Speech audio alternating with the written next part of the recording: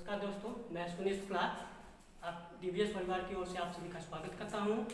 प्यारे बच्चों, आज मैं आपको जयशंकर प्रसाद जी के बारे में बताऊंगा, उनकी रचनाओं के विषय में बताऊंगा। चलिए देखिए, जयशंकर प्रसाद। जयशंकर प्रसाद जयशंकर प्रसाद। प्यारे बच्चों, लोग कहते हैं कि जीवन परिचय याद नहीं होता। याद करने की कोई ज़रूरत नहीं है, ठीक। याद नहीं करना है, आपको समझना है। सबसे पहले हम देखेंगे कि जयशंकर प्रसाद किस युग के कवि हैं। तो जयशंकर प्रसाद किस युग के कवि हैं? देखिए, कवि। तो पहले हम यहाँ पर लिखेंगे कवि। किस युग के हैं? छायावादी। किस युग के हैं? छायावादी युग के। छायावादी युग के ये कवि नहीं, बल्कि छायावादी युग के ये प्रवर्तक भी हैं, ठीक। छायावादी युग के प्रवर्तक। फिर हम आएंगे, देखेंगे कि जन्म, इनका जन्म कब हुआ था। तो यहाँ पे लिखेंगे जन्म, ठीक। जन्म कब हुआ था? सन 1889 ईस्वी। कब हुआ था? सन 1889 ईस्वी। अब इसके बाद लिखेंगे हम जन्म स्थान। क्या लिखेंगे? जन्म स्थान। तो उनका जन्म किस स्थान पर हुआ था? वाराणसी, यानी काशी भी आप बोल सकते हैं। कहाँ पर हुआ था? वाराणसी, उत्तर प्रदेश। कहाँ पर ये? उत्तर प्रदेश में है। फिर उसके बाद हम लिखेंगे यहाँ पर मृत्यु, यानी कि ये मरेगा। तो सन 1937 ईस्वी में। फिर मृत्यु स्थान, यानी ये मरे कहाँ पर? तो वाराणसी में। कहाँ पर? वाराणसी, यानी काशी, उत्तर प्रदेश। फिर उसके बाद इनके पिता का नाम, इनके पिता क्या नाम था? इनके पिता का नाम, बाबू देवी प्रसाद। क्या नाम है? बाबू देवी प्रसाद। फिर देखिए इनके पितामह का नाम। क्या नाम? इनके पितामह का नाम,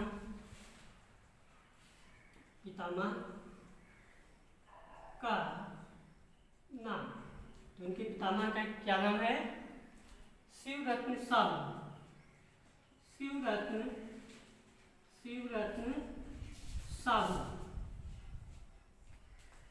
फिर इनके बड़े भाई साहब का, इनके बड़े भाई साहब का क्या नाम था? तो देखिए, बड़े भाई साहब का नाम, बड़े भाई साहब का नाम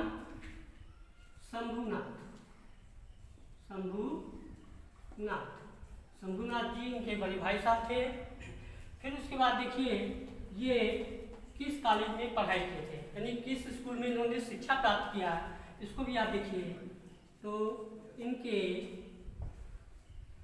विद्यालय का नाम,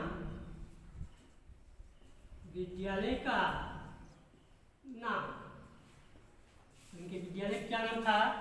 क्वींस कॉलेज, वाराणसी, उत्तर प्रदेश। क्या नाम था? क्वींस कॉलेज,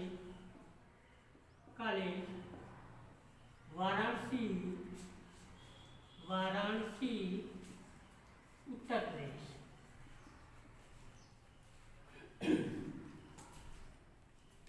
अब प्यारे बच्चों, सामने देखिए, हम आपको बता रहे हैं जयशंकर प्रसाद के विषय में, ठीक है। तो जयशंकर प्रसाद किस युग के कवि हैं? छायावादी युग के कवि हैं, छायावादी युग के प्रवर्तक हैं, निर्माता हैं, और साथ ही साथ ये नाटक सम्राट भी हैं, ठीक। तो कोई भी अगर कवि है, या जैसे आपको कोई निबंध दे दिया जाता है, तो उसका एक विषय होता है। जैसे कि मान लीजिए आपको निबंध है दहेज प्रथा पर लिखने को, या पर्यावरण पर, या किसी भी कोई विषय होता है, तो इसी प्रकार से ये जो कवि हैं जयशंकर प्रसाद जी, इन्होंने भी एक विषय लिया। वो विषय क्या था? वो विषय था भारतीय संस्कृति और इतिहास, यानी भारत की जो संस्कृति थी, जो सभ्यता था, उसी को इन्होंने आधार बनाया और साहित्य का सृजन किया। तो आप लिखेंगे कैसे? आप लिखेंगे कि भारतीय संस्कृति एवं इतिहास के गौरव से, किसके साथ? भारतीय संस्कृति एवं इतिहास के गौरव से हिंदी साहित्य के सांसों को महकाने वाले। किसकी सांसों को महकाने वाले? हिंदी साहित्य के सांसों को महकाने वाले छायावादी काव्य के जन्मदाता, छायावादी काव्य के जन्मदाता, छायावादी युग के प्रवक्ता कौन? जयशंकर प्रसाद जी ने छायावादी काव्य का शिलान्यास अपने कर कमलों के द्वारा ही किया था। इनका जन्म, अब आएंगे हम जन्म पर। इनका जन्म सन 1889 ईस्वी में कहाँ पर हुआ था? जन्म स्थान देखिए, कहाँ पर हुआ था? वाराणसी में। वाराणसी के प्रसिद्ध सुन्नी साहू नामक परिवार में हुआ था। इनके पिता का नाम देखिए, पिता का नाम लिखा हुआ है। इनके पिता का नाम बाबू देवी प्रसाद था। इनके पिता क्या नाम था? बाबू देवी प्रसाद। इनके पिता वाराणसी के एक प्रतिष्ठित व्यक्ति थे, वाराणसी के एक सम्मानित व्यक्ति थे। इनके पितामह का नाम शिवरत्न साहू था। इनके पितामह का क्या नाम था? शिवरत्न साहू था। इनके पिता और पितामह दोनों ही साहित्य प्रेमी थे। दोनों ही क्या थे? दोनों ही साहित्य प्रेमी थे, जिसका प्रभाव जयशंकर प्रसाद के ऊपर भी पड़ा।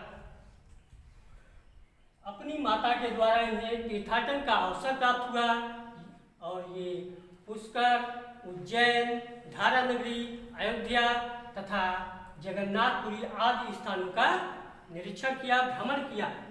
अब देखना है हमको, तीन बात और ध्यान रखना है। वो क्या है? 12 वर्ष, 15 वर्ष और 17 वर्ष।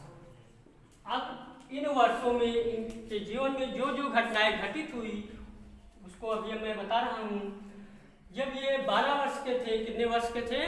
मात्र 12 वर्ष के थे, तभी इनकी माता का स्वर्गवास हो गया।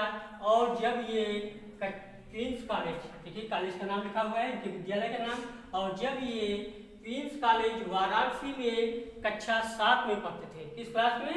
कक्षा 7 में पढ़ते थे, और मात्र 15 वर्ष के थे, तभी इनके पिता का भी स्वर्गवास हो गया। इन्होंने क्या किया? इन्होंने पढ़ाई छोड़ दिया और ये घर पर ही, कहाँ पर? और ये घर पर ही हिंदी, अंग्रेजी, संस्कृत एवं बांग्ला भाषा का अच्छा ज्ञान प्राप्त किया। किन किन भाषाओं का अच्छा ज्ञान प्राप्त किया? हिंदी, अंग्रेजी, संस्कृत एवं बांग्ला भाषा का अच्छा ज्ञान प्राप्त किया। और जब ये मात्र 17 वर्ष के थे, कितने वर्ष के? मात्र 17 वर्ष के थे, तभी इनके बड़े भाई साहब, ये देखिए लिखा गया है, इनके बड़े भाई साहब यानी शंभुनाथ जी भी इस संसार से चल बसे।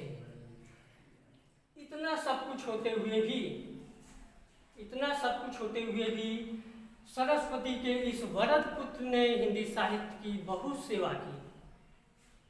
इतना सब कुछ होते हुए भी सरस्वती के इस वरद पुत्र ने हिंदी साहित्य की बहुत सेवा की तथा सन 1937 ईस्वी में क्षय रोग के शिकार होने के कारण वाराणसी में ही इनकी जीवन लीला सदा के लिए समाप्त हो गई। अब देखिए इनकी रचनाएं आपको लिख के बता रहे हैं, सामने देखिए रचनाएं, जयशंकर प्रसाद की प्रमुख रचनाएं।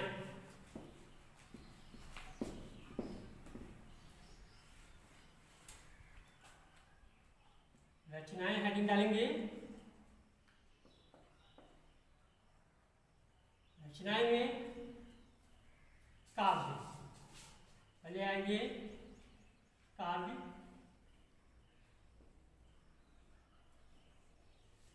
काव्य में जैसे आंसू, लहर, झरना। आंसू हो गया लहर, झरना, कामायनी, कामायनी,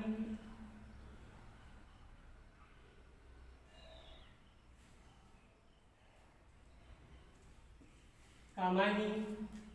आंसू, लहर, झरना, कामायनी। कानन कुसुम हो गया आंसू, लहर, झरना, कामायनी।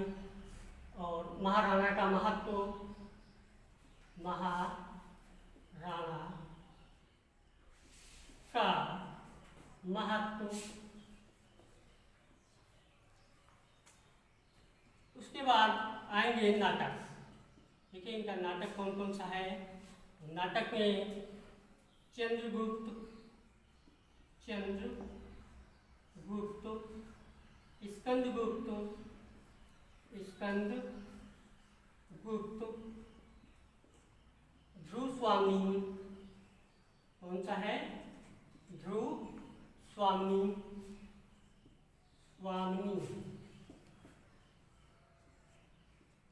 अजातशत्रु, अजातशत्रु।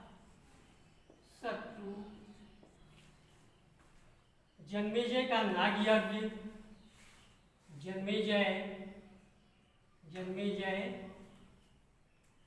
मेजय का नाग यज्ञ। विशाख, विशाख, कामना आदि, आदि। नाटक कौन कौन से हैं, चंद्रगुप्त, स्कंदगुप्त, ध्रुवस्वामिनी, अजातशत्रु, जन्मेजय का नागयज्ञ, विशाख, कामना आदि। उसके बाद कहानी, हेडिंग डालेंगे कहानी। कहानी में इंद्रजाल, इंद्रजाल, आंधी, आंधी, इंद्रजाल, आंधी, ममता, आकाशदीप, आकाशदीप आदि, आदि। उसके बाद हेडिंग डालेंगे उपन्यास। क्या लिखेंगे, उपन्यास। उपन्यास में देखिए क्या क्या है, तितली, तितली, कंकाल, तितली, कंकाल, इरावती, इरावती। इरावती जो है वो अपूर्ण है। क्या है, अपूर्ण। तो रचनाएं, जयशंकर प्रसाद की प्रमुख रचनाएं देखिए, हेडिंग डालेंगे काव्य। उसमें हो गया आपका आंसू, लहर, झरना, कामायनी, महाराणा का महत्व। फिर नाटक चंद्रगुप्त, स्कंदगुप्त, ध्रुवस्वामिनी, अजातशत्रु, जन्मेजय का नाग यज्ञ, विशाख, कामना आदि। फिर कहानी इंद्रजाल, आंधी, ममता, आकाशदीप, प्रतिध्वनि। ये कौन है, चाहे लीजिए, बढ़िया है। वो भी अक्सर जो है कंपटीशन में पूछा जाता है। प्रतिध्वनि, प्रतिध्वनि आदि। उपन्यास है तितली, कंकाल, इरावती। इरावती अपूर्ण है। इसके बाद आपको हम बताते हैं ध्रुवस्वामिनी। ध्रुवस्वामिनी, सॉरी इसको मिटा दे रहे हैं पहले। इसके बाद हम आपको बताएंगे कामायनी। कामायनी में कितने सर्ग हैं, चलिए आप इसको देखिए। तो कामायनी में सर्गों की संख्या अक्सर पूछा जाता है कि कामायनी में कितने सर्ग हैं। तो देखिए कामायनी में सर्ग,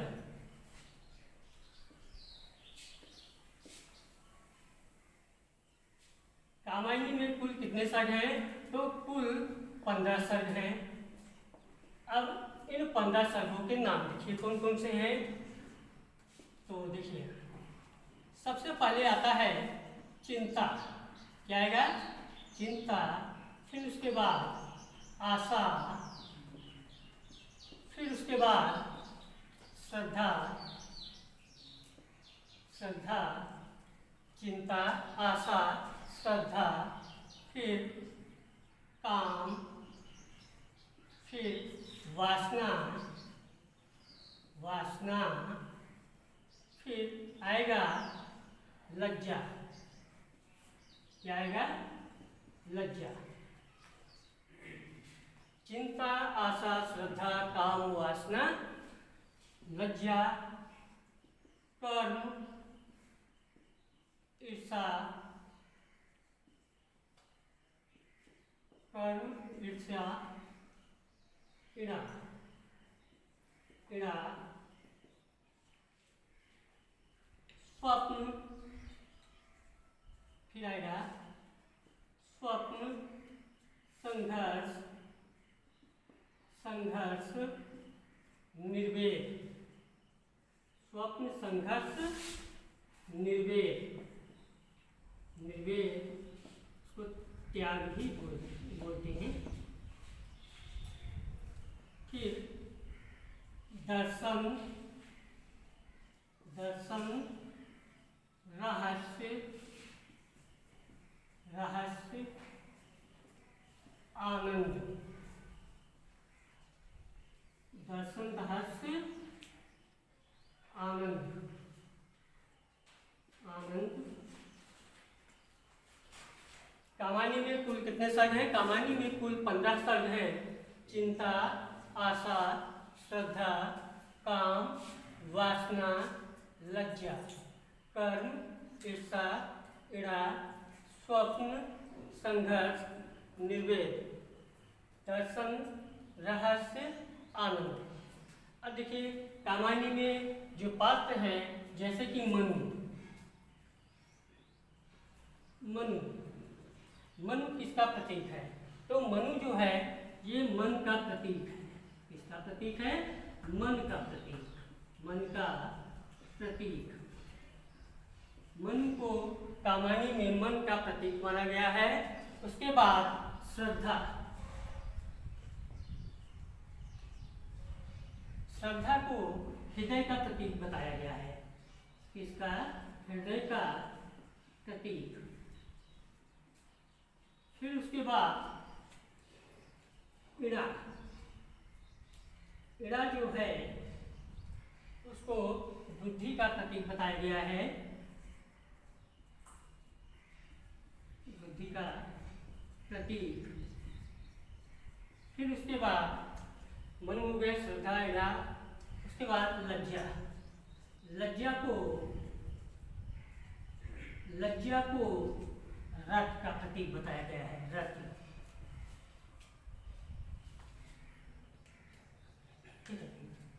तो कामायनी में कुल कितने सर्ग हैं? कामायनी में कुल 15 सर्ग हैं। कभी कभी आपसे ये भी पूछता है कि कामायनी में कुल कितने सर्ग हैं? तो कामायनी में कुल 15 सर्ग हैं। कामायनी का पहला सर्ग कौन सा, मतलब ऑप्शन दे दिया जाएगा कौन सा है, तो उसमें आपको अगर इतने मतलब सर्गों के नाम अगर मालूम है तभी आप बता पाएंगे। तो देखिए कौन कौन से सर्ग हैं। चिंता, आशा, श्रद्धा, काम, वासना, लज्जा, कर्म, ईर्षा, ईड़ा, स्वप्न, संघर्ष, निर्वेद, दर्शन, रहस्य, आनंद। ठीक। उसके बाद कामायनी के जो पात्र हैं जैसे मन हो गए, श्रद्धा हो गए, ईड़ा हो गए और लज्जा हो गए। ठीक। तो ये जैसे मनु है, मनु को किसका प्रतीक बताया गया है? मनु को मन का प्रतीक बताया गया है। श्रद्धा को हृदय का प्रतीक बताया गया है और ईड़ा को बुद्धि का प्रतीक बताया गया है। लज्जा को रति का प्रतीक बताया गया है।